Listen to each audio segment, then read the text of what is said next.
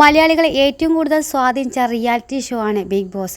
അത്തരത്തിൽ ബിഗ് ബോസിലൂടെ നമുക്കെല്ലാവർക്കും അറിയുന്ന ആളാണ് റസ്മിൻ ഭായ്. ഇപ്പോൾ ഇതാ റസ്മിൻ ബിഗ് ബോസിലെ ചില അനുഭവങ്ങളും അവിടേക്ക് പോകാനിരിക്കുന്നവർക്ക് ഉപദേശവുമായി രംഗത്ത് വന്നിരിക്കുകയാണ്.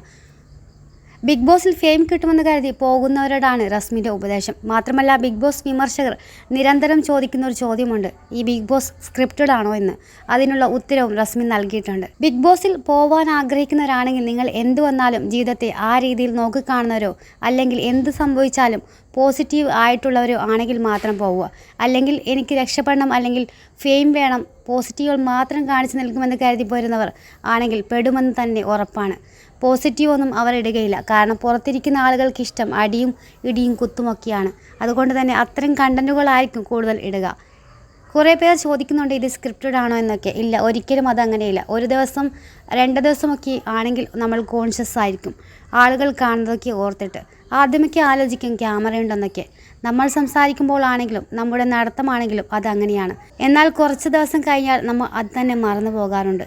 സമയം പറയുന്നത് ടി വിയിൽ മാത്രമാണ്, നമുക്ക് അത് അറിയില്ല. ബാഗെല്ലാം നമ്മൾ എൻട്രി ചെയ്യും മുമ്പേ അവിടെ സബ്മിറ്റ് ചെയ്യാറാണ് പതിവ്. എല്ലാ ഡ്രസ്സും കുടഞ്ഞ് അത് തിരിച്ചും മറിച്ചും നോക്കിയിട്ട് അവർ തന്നെയാണ് മടക്കി ബാഗിൽ നമുക്ക് കൊടുത്തയക്കുന്നത്. ഫൈറ്റൊക്കെ നടക്കുന്നത് ഒരു സമയത്ത് പ്രഷർ കൊണ്ടായിരിക്കും. പിന്നെ തല്ലുപിടിക്കുന്നത് മാത്രമാണ് ഇവിടെ കാണിക്കുന്നുണ്ടാവുക. അതിനു മുമ്പ് നടന്നതും പിന്നാലെ നടന്നൊന്നും അവർ കാണിക്കില്ല. റസ്മിൻ്റെ ഈ ഉപദേശമൊക്കെ ഇനി ബിഗ് ബോസിൽ പോകാനിരിക്കുന്നവരുടെ ശ്രദ്ധയ്ക്കായിട്ടാണ്. ഇതുപോലെ വീഡിയോസുകൾക്കായി ഈ ചാനൽ സപ്പോർട്ട് ചെയ്യാൻ മറക്കല്ലേ.